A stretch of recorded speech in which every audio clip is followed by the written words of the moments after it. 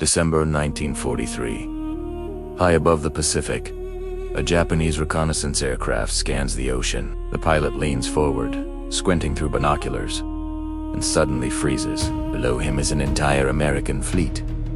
Carriers, destroyers, cruisers, spread across the water in perfect formation.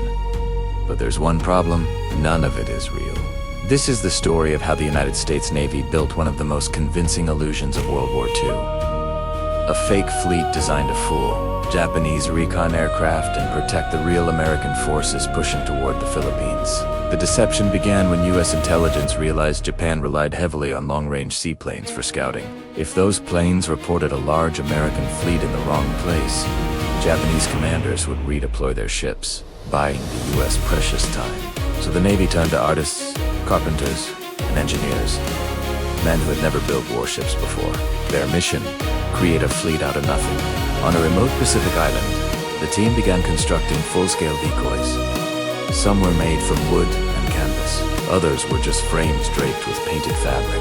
A few were nothing more than inflatable rubber shapes that looked convincing only from the air. But what made the illusion truly work was movement. The Navy used small tugboats to slowly tow the fake destroyers in formation.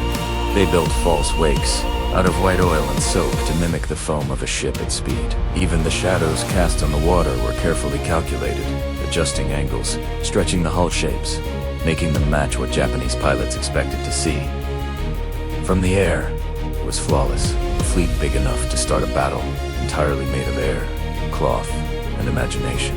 On January 1944, the trick paid off.